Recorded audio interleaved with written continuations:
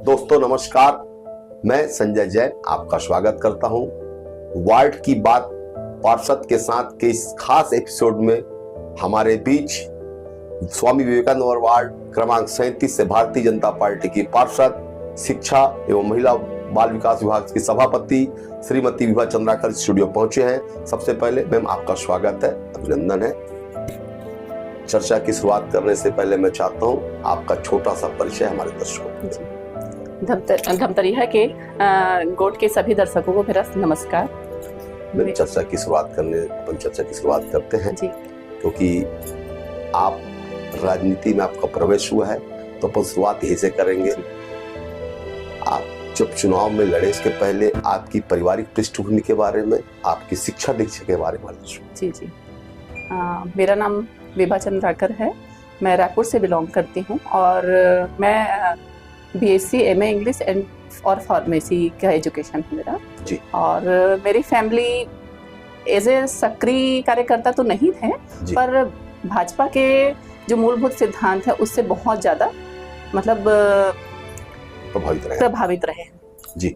Ma'am अब आप चुनाव लड़े, पहली बार में कोई जयश्री मिली और पहली बार में ही आपको शिक्षा एवं महिला एवं बाल विकास विभाग का MIC सदस्य बनाया गया है। जी। तो राजनीति में ये 2 महीने का अनुभव कैसा रहा? अपन चर्चा की शुरुआत करते हैं क्योंकि आप मूलतः राजनीति में नहीं रहे इस 5 साल पिछला, क्योंकि 5 साल काफी विवादों में रहा है और आपका 2-3 महीने का कैसा रहा अनुभव राजनीति में, बताएं सबसे पहले। मेरा अनुभव तो बहुत अच्छा है राजनीति में जी। मतलब लोगों का सपोर्ट तो मिल रहा है, वार्ड वासियों का सपोर्ट मिल रहा है जी। और सबसे पहले तो मैं धन्यवाद देना चाहूंगी भारतीय जनता पार्टी और संगठन के वरिष्ठ संगठन के कार्यकर्ताओं को, जिनके आशीर्वाद से मैं यहाँ तक पहुंची हूँ। किन मुद्दों के लेकर आप जनता के बीच गए थे? क्योंकि चुनाव लड़ना, छोटा चुनाव काफी मुश्किल चुनाव होता है, क्योंकि आपके जो विपक्ष में थी वो लगातार 3 बार से चुनाव लड़ चुकी थी और राजनीति में आपका प्रवेश एकदम नया था। तो क्यों जनता ने आप पे विश्वास जताया? उसके पीछे क्या कारण रहा? किन मुद्दों को लेकर आप जनता के बीच गए थे? मैं विकास के मुद्दों को लेके आगे आई थी और मतलब मेरा एक सपना है कि मैं अपने वार्ड को आदर्श वार्ड बनाना चाह रही थी, जो उसके लिए मैं मूलभूत सुविधाएं, अभी तो मूलभूत सुविधाओं पे ही काम चल रहा है। आगे जो भी मतलब वार्ड से रिलेटेड जो भी काम होगा, प्रस्ताव तो मैं काफी डाली हुई हूँ। अब देखिए कब वो क्रियान्वयन होता है। सड़क, पानी, बिजली जी, ये तो मूलभूत सुविधाएं होती है। इसके अलावा ऐसी कोई आपने कार्य योजना बनाया कि जो वार्ड में सालों तक लोग याद करें? पानी, सड़क तो कॉमन है, ऐसा कोई और योजना बना रहे क्या जो वार्ड में आपके लोग ऐसा बड़ा काम को योजना बना रहे क्या, बड़े काम को लेकर? हाँ जी, जो गार्डन है, गार्डन को मतलब उसको बनवाना है मुझे। 4 पार्षद हो चुके हैं, मतलब 20 साल मेरे को वहाँ रहते हुआ है, अभी तक गार्डन नहीं बना है। तो मैं उसका प्रस्ताव डाल चुकी हूँ और है मेरे मन में कुछ बातें हैं, वो जो बनेगा तब मैं वो उसको डिस्क्लोज करूंगी। अच्छा, मतलब उसको सस्पेंस रखना, मतलब जो विकास कार्य सस्पेंस रखना चाहते हैं आप, मतलब सरप्राइज रहेगा लोगों के लिए, ऐसा मानते हैं अपन? चलिए बहुत बढ़िया, आगे बढ़ते हैं अपन। राजनीति में आपके आने के पीछे आप किसको आदर्श मानते हैं? क्योंकि ऐसा माना जाता है कि राजनीति में आने के लिए कोई ना कोई किसी ना किसी का एक आदर्श होता है। आपके राजनीति में आने के इसके पीछे क्या रहा, किसको आप आदर्श मानते हैं राजनीति में? मैं अपना आदर्श मोदी जी को मानती हूँ और मतलब वो जो देश के लिए सेवा कर रहे हैं, मैं उसी को लेके इधर मतलब राजनीति में प्रवेश करी हूँ। क्योंकि जी, मतलब मोदी जी को मानने के पीछे उनका देश प्रेम, ऐसा मानते हैं? देश प्रेम जी, देश प्रेम जी। कब से आप मोदी जी के फॉलोअर हैं? मतलब क्योंकि आप बता रहे हैं कि आपका पारिवारिक पृष्ठभूमि भारतीय जनता पार्टी के पद में नहीं था, लेकिन भारतीय जनता पार्टी की नीतियों से हमेशा प्रभावित रहा है। आप कब से रोल मॉडल के रूप में मोदी जी को मानना, कितने साल हो गया? मोदी जी को मैं 2010 से फॉलो कर रही हूँ। जी 2010 से फॉलो कर रहे हैं, जब वो CM थे तब से। जी। मैम आगे चर्चा आगे बढ़ाते हैं अपन। निगम हमेशा इस बात के रहता है, चर्चा में रहता है कि पिछला 5 साल कांग्रेस के लोग रहे हैं और 5 साल में उनका दावा था कि हमने विकास किया है, लेकिन जनता और भारतीय जनता पार्टी नेताओं में हमेशा भ्रष्टाचार को लेकर काफी होहल्ला मचाया और जनता इनको पूरी तरह नकार दिया। ऐसा माना जाता है कि निगम हमेशा काजल की कोठरी बोला जाता है। मैं हमेशा इस बात को बोलता हूँ, आपका अनुभव कैसा रहा और कितनी चुनौती मानते हैं इसको आप? देखिए, वो देखने की नजरिया है, मैं नहीं मानती काजल का कोठरी। देखिए, निगम से ही विकास की गंगा बहेगी, जी। है ना। तो वो देखने वाले की नजरिया पे डिपेंड करता है कि वो काजल की कोठरी है या विकास की गंगा है, कि देखने वाले को कीचड़ दिखेगा या कमल दिखेगा। जी। तो मेरी विचार ये है, और चुनौती तो देखिए रहेगा ही, है ना। तो चुनौतियों को स्वीकार करके आगे उसको अवसर बनाना है और आगे बढ़ना है। महिलाओं को राजनीति में कितनी चुनौती मानते हैं, क्योंकि ऐसा माना जाता है कि मोदी जी ने 33% का आरक्षण दिया है, आने वाले 2029 के चुनाव के बाद महिलाओं को 33% आरक्षण मिलेगा। महिलाओं की राजनीति में प्रवेश काफी हुआ है, लेकिन महिलाओं के लिए चुनौतियां भी बहुत है। आपका अनुभव क्या रहा, कैसा, कितनी चुनौती मानते हैं खासकर महिलाओं के लिए आप? देखिए, चुनौती तो हर क्षेत्र में है, और उसको हमको अवसर बना के अगर चलते हैं तो बहुत अच्छी बात है जी। क्योंकि ये सेल्फ डिपेंड होना चाहिए जी। है ना। खुद की थिंकिंग क्या है उस पे फॉलो करें तो फिर बहुत अच्छी बात है। महिलाओं को ये सोच के आगे बढ़ना है, महिलाओं को आगे आना चाहिए आगे राजनीति में। बहुत जरूरी है जी। महिलाओं को आगे आना बहुत जरूरी है, जी। तभी समाज सुधरेगा। चर्चा को आगे बढ़ाते हैं। आपने बताया कि आपने आपके मोदी जी आदर्श में हैं, लेकिन राजनीति में आने का उद्देश्य क्या रहा है? कोई ना कोई एक एम होता है राजनीति में आने का। आप जब सक्रिय राजनीति में प्रवेश कर चुके हैं, आपका उद्देश्य क्या है राजनीति में आने का? वही देश सेवा, अपने वही घर से ही स्टार्ट होता है। जी जी जी। तो पहले तो अपने घर की सेवा करूं, फिर आगे बढ़ूंगी। स्वच्छता को लेकर क्या विशेष आपको, क्योंकि आप शिक्षा और महिला बाल विकास की वेलेंट काउंसिल सदस्य हैं, जी जी। इसको लेके कोई योजना बना रहे हैं? क्योंकि कहीं ना कहीं शिक्षा के साथ स्वास्थ्य और स्वच्छता बहुत जरूरी है। इसको लेके कोई योजना बना रहे हैं क्या? क्योंकि आप निगम में महत्वपूर्ण आपके पास दायित्व है। जी, और निगम में महापौर जी का कार्यकाल कैसा रहे 2 महीने का, इसके बारे में बताएं। जी, स्वच्छता को लेके तो मैं बहुत ज्यादा जागरूक हूँ जी। सुबह मैं वार्ड की मतलब उसमें राउंड भी निकल जाती हूँ। सुबह 7 से 8, साढ़े 8 तक मेरा राउंड रहता है। लोगों से मिलना है, सफाई मतलब देखना है, और महापौर जी का तो पूरा सपोर्ट मिल रहा है मुझे। क्या पूरा 40 वार्ड के पार्षदों को सपोर्ट मिल रहा है जी। तो स्वच्छता को लेके विशेष काम चल रहा है, मान के चले अपन। हाँ जी, बिल्कुल। तो आपका रूटीन क्या रहा है मैम? जैसे अब आपका रूटीन पहले और राजनीति वाले बाद कुछ रूटीन बदला होगा, आपकी दिनचर्या बदली। आपकी दिनचर्या कैसे रहती है? आपकी दिनचर्या तो ऑब्वियस सी बात है, बदलेगी।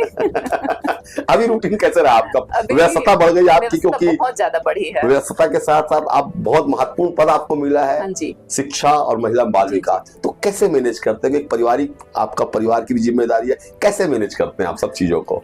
टाइम मैनेज करना पड़ता है। जी जी। सही, टाइम मैनेज करेंगे तभी आगे बढ़ पाएंगे जी। तो सुबह तो मैं वार्ड भ्रमण में निकलती हूँ, मतलब वार्ड घूमती हूँ रोजाना जी, डेली जी। मतलब काम करते हैं कर्मचारी लोग, मैं डेली निकलती हूँ जी। डेली का मेरा अपडेट रहता है जी। और कॉलोनी में मैं बनाई हुई हूँ ग्रुप, उसमें डेली का मेरा अपडेट रहता है कि आज यहाँ यहाँ यहाँ सफाई हुआ है जी। तो ये सब रहता है। उसके बाद जो भी है अपना साइन वाले आते हैं, घर का जो भी, भाई सिंगल फैमिली है तो जी। खाना पीना भी तो घर का देखो, फिर निगम। मेरी जानकारी में आपको आप काफी एजुकेटेड है। मुझे ऐसा लगता है कि निगम में सबसे ज्यादा, मैं इसके पहले मैं किसी वजह तो लगता है कि सबसे ज्यादा एजुकेटेड आप हैं। आपको एक अच्छी खासी शासकीय नौकरी मिल चुकी थी, लेकिन आपने नौकरी को त्याग दिया। आज लाखों लोग नौकरी के लिए तलाश कर रहे हैं, भटक कर रहे हैं। दूसरी ओर आपने शासकीय नौकरी, लेक्चरर की नौकरी को आपने त्याग दिया। क्या कारण रहा, क्यों आपने नौकरी नहीं की? इसके बारे में सोचते। नौकरी मेरा करने का कारण ये है कि मैं अपने बच्चों का भविष्य, सिंगल फैमिली हूँ मैं, वही बता रही हूँ, सिंगल फैमिली, तो मुझे अपने बच्चों को देखना था। एज ए मतलब केयर टेकर के भरोसे मैं नहीं छोड़ सकती थी बच्चों को जी। तो क्योंकि मुझे संस्कार देनी है जी। तो संस्कार मुझे देनी, तो मुझे साथ में रहना चाहिए। तो मैं सोची कि बच्चों का भविष्य के बनाने के लिए ये छोड़ना पड़ेगा, और आज ये मेरे को लगता है कि बहुत सही डिसीजन है। पछतावा नहीं उसको लेके? बिल्कुल नहीं।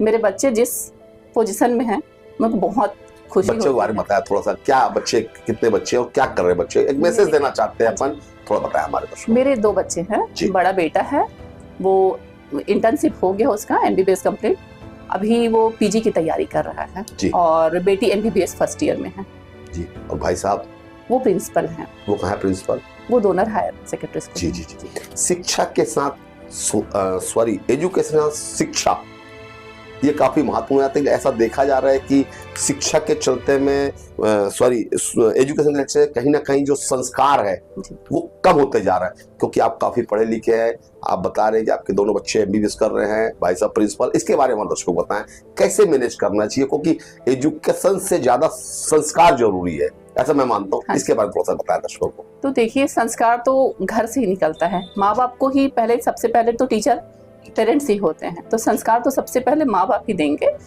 भाई, वही संस्कार आगे बढ़ेगा। एक बीज तो डालना पड़ेगा, फिर आगे संस्कार तो फिर जाएगा ही। जी जी जी, सवाल को थोड़ा सा बस एक दो सवाल करते हैं यहाँ पर।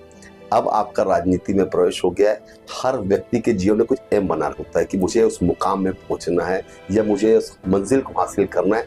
आपने अपनी कोई मंजिल बनाया है क्या? अभी तो जो मुझे मिला है, पहले तो इसमें बेस्ट करना चाह रही हूँ जी।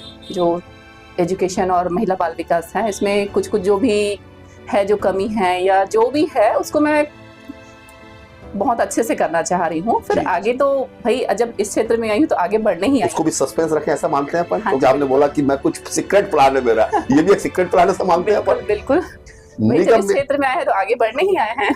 मतलब पीछे पलट के नहीं देखना है अपन? बिल्कुल नहीं। निगम में अधिकारी राज को लेकर हमेशा चर्चा होती है।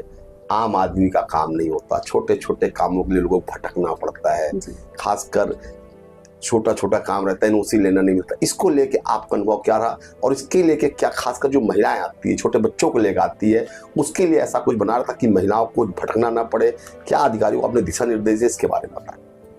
नहीं, अभी तक तो मेरे साथ तो बहुत अच्छे से अधिकारी कर्मचारी हैं, वो तो बहुत अच्छे से काम कर रहे हैं। अब मैं तो यही चाहूंगी कि सभी के साथ ये मतलब मिसबिहेव किसी के साथ मत हो, व्यवहार सबके साथ बना के चले जी, क्योंकि फिर इससे क्या है, नाम खराब होता है। तो मैं नहीं चाहती हूँ कि किसी का नाम खराब हो, तो बहुत अच्छे से मतलब उनको मिसबिहेव बिल्कुल नहीं, बहुत अच्छे से व्यवहार। अभी तक अधिकारी राज वाला मामला नजर नहीं आया आपको? आपको क्या लग रहा है? नहीं, मुझे तो नहीं आया जी, मेरे साथ तो नहीं है ये हुआ है। मैम, हमारे युवा महापौर रामू रोहरा जी ने निगम की कमान संभालने के बाद शहर विकास को लेके काफी योजनाबद्ध तरीके से काम कर रहे हैं। आपको बताया महापौर की कार्यप्रणाली कैसी रही है, और इस 5 सालों में महापौर शहर विकास को कितनी ऊंचाइयों में ले जाने का प्रयास करेंगे? मेरे ख्याल से तो धमतरी भी विकास के मामले में पिछड़ा हुआ था, तो जो अभी अपने महापौर जी हैं, मतलब मुझे लग रहा है कि काफी ऊंचाइयों पे जाएगा धमतरी विकास के मामले में। देखिए, हाईटेक बस स्टैंड, नालंदा परिसर है, चौपाटी है, और रोड चौड़ीकरण का है, तो सभी चीजें तो आ रही हैं जी, तो मुझे लग रहा है कि विकास काफी होगा। मतलब इस 5 साल में धमतरी में विकास की गति काफी तेज रहेगी? काफी तेज होगी। चलिए, बहुत बहुत धन्यवाद। अगली बार एक नई शख्सियत के साथ फिर आपसे मुलाकात, तब तक के लिए नमस्कार।